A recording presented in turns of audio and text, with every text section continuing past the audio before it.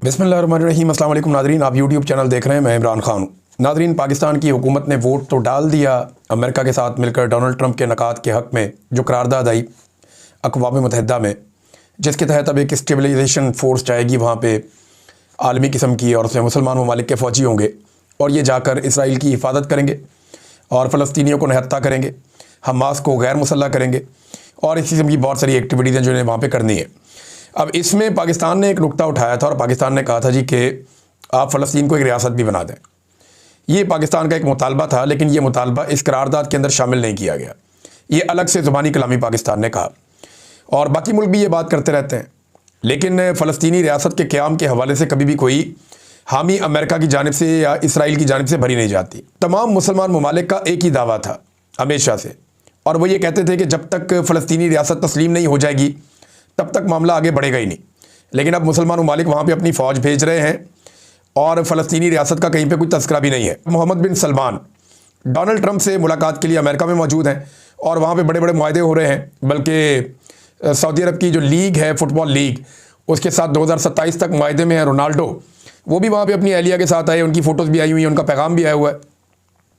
बहरहाल बहुत सारा पैसा जो है वो लगभग अब तक की इतला के मुताबिक 270 अरब डॉलर के मुआहदे तो हो चुके हैं अमेरिका और सऊदी अरब की कंपनियों के माबैन, और इसके अलावा जो है वो 600 अरब डॉलर की इन्वेस्टमेंट बताया जाता है कि सऊदी अरब करेगा अमेरिका के अंदर, और ये दावा किया गया है।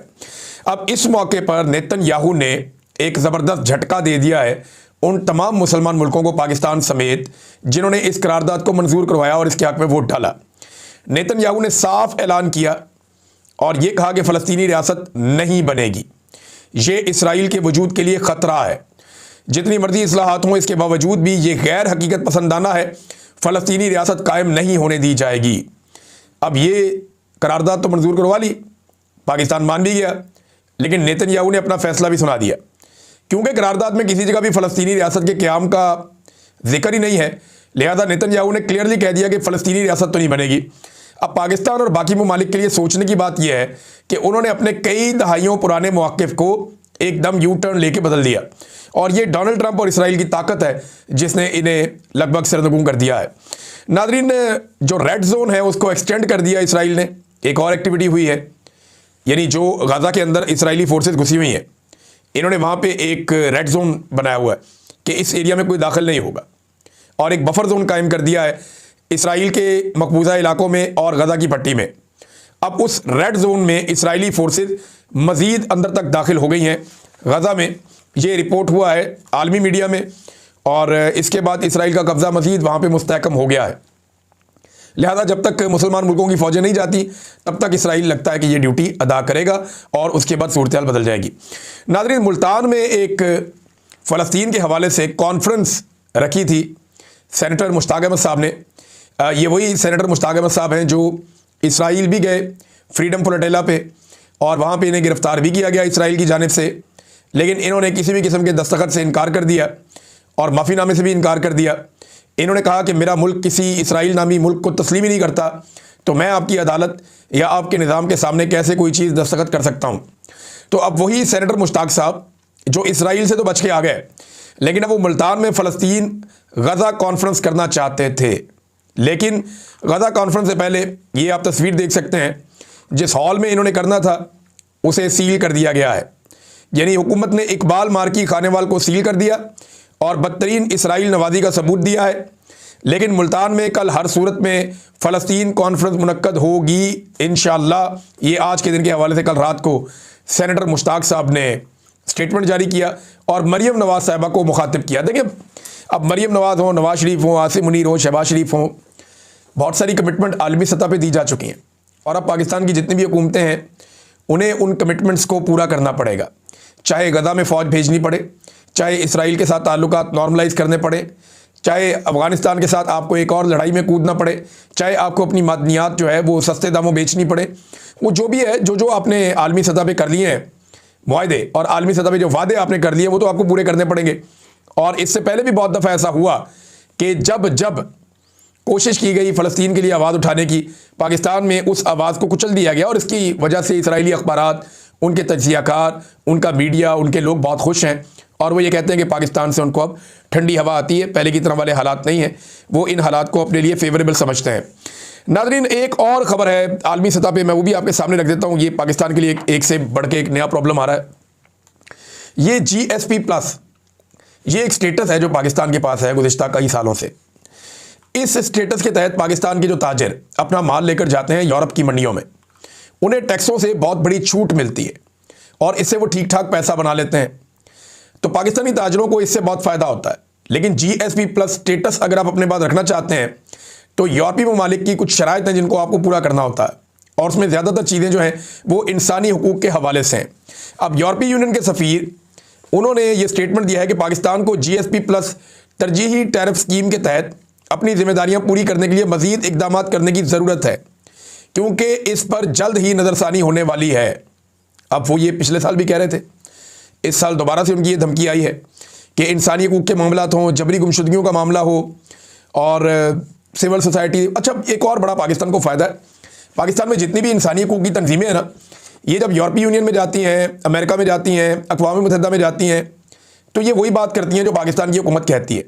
इंटरेस्टिंग बात यह है कि पाकिस्तान की इंसानी हुकूक की तंजीमें काफ़ी हद तक पाकिस्तान की एस्टेब्लिशमेंट और पाकिस्तान की सियासी जमातों के कंट्रोल में है, और इनका एक गठ जोड़ है। ये जो तंजीमें हैं ये बाहर जाके वो पिक्चर ही नहीं बताते जो रियल पिक्चर है पाकिस्तान के अंदर। लिहाजा पाकिस्तान में इंसानी हुकूक की तंजीमों के हवाले से भी बहुत सारा काम होना बाकी है। चंद चीज़ें ये रिपोर्ट करते हैं, बहुत सारी चीज़ें ये रिपोर्ट ही नहीं करते। ये बताते नहीं कि कैसे कत्लेआम हो रहा है, कैसे जबरी गुमशुदगियाँ हो रही हैं, कैसे मैंडेट चोरी हो रहा है, कैसे जाली मुकदमात में सियासी कारकुनों को उठा उठाकर जेलों में डाला जा रहा है। बहरहाल जो एक रिपोर्ट आई है IMF की, उसने खतरे की घंटी बजाई है। 7 इंपॉर्टेंट चीज़ें जो उस रिपोर्ट के अंदर हैं, ये अवैध समीर साहब बड़े अच्छे जर्नलिस्ट हैं, इन्होंने उसका खुलासा निकाला है। और बहुत सारे लोगों ने, किसी ने 5 नुक्ते निकाले, किसी ने 7 नुक्ते निकाले, किसी ने 12 नुक्ते निकाले, लेकिन ये बहुत इंपॉर्टेंट है। पहला जो नुक्ता है IMF की रिपोर्ट का, ये 180 सफ़हात से ज़ायद की रिपोर्ट है। इसका जो पहला बड़ा नुक्ता है वो ये है कि पाकिस्तान का तमाम जो सरकारी सेक्टर है, इसमें हर सतह पर मुसलसल और तबाहकुन किस्म की करप्शन फैल गई है। यानी पाकिस्तान का सारा जो सरकारी स्ट्रक्चर है उसमें बदतरीन करप्शन है इस वक्त, और करप्शन ने जड़ें पकड़ ली हैं हर जगह के अंदर। नंबर 2, रियासती इदारों में बड़े पैमाने पर गवर्नेंस के मसाइल हैं और एहतसाब का फुकदान है। अच्छा, इसमें SIFC का भी हवाला दिया गया। अब जो SIFC का इदारा बनाया गया है, जिसमें पाकिस्तान की फ़ौज भी इन्वॉल्व है, आर्मी चीफ भी इसके अंदर शामिल हैं, और बहुत सारे लोगों को इसमें शामिल किया गया है, फ़ौजी अफसरान को, जर्नलों को इसमें शामिल किया गया है। तो ये SIFC के हवाले से कोई सालाना रिपोर्ट ही नहीं है, ना इसकी कोई कारकर्दगी रिपोर्ट है, इस पर कितना खर्चा आ रहा है, ये कितनी सरमायाकारी लेकर आया, कोई चीज़ नहीं है। तो गवर्नेंस के बड़े सीरियस मसाइल है पाकिस्तान के रियासती इदारों में, और किसी किस्म का एहतसाब भी नहीं होता। तीसरा नुक्ता, जो एलीट क्लास है पाकिस्तान की, प्रिविलेज्ड क्लास, जो सबसे हाई क्लास के लोग हैं, बहुत पैसे वाले लोग हैं, ये जो एलीट क्लास है यही पाकिस्तान के हुक्मरान है, यही हुक्मरानी करते हैं, यही इक़्तिदार के अंदर रहते हैं, जो ज़ाती मफादात में मुआशी पॉलिसियाँ बनाते हैं। जैसे कि शुगर वाले हैं, जितने भी शुगर मिल मालिकान हैं वो सारे के सारे हुकूमत के अंदर रहते हैं, सियासी जमातों में शामिल हैं और ये मिलकर हुकूमतें बनाते हैं। इमरान खान साहब के साथ जहांगीर तरीन आए थे तो वो शुगर माफिया का हिस्सा थे। आज इमरान खान के पास कोई भी एक शुगर माफिया वाला बंदा नहीं बचा, क्योंकि सारे के सारे हुकूमत के साथ चले गए।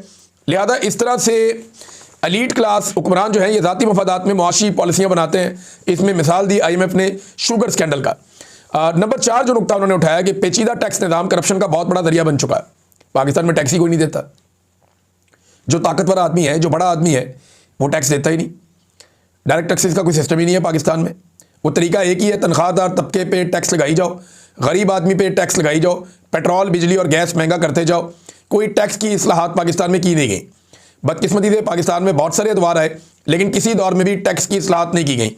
इमरान खान साहब ने जब इसका नाम लिया तो उसके बाद पाकिस्तान में उस वज़ीर को ही तब्दील करना पड़ गया, क्योंकि माफिया इतने ज़बरदस्त तरीके से हमला आवर हुआ था। फिर उसके बाद कोरोना वायरस आ गया, लेकिन फिर भी मईशत तो चल ही रही थी इमरान खान के दौर में।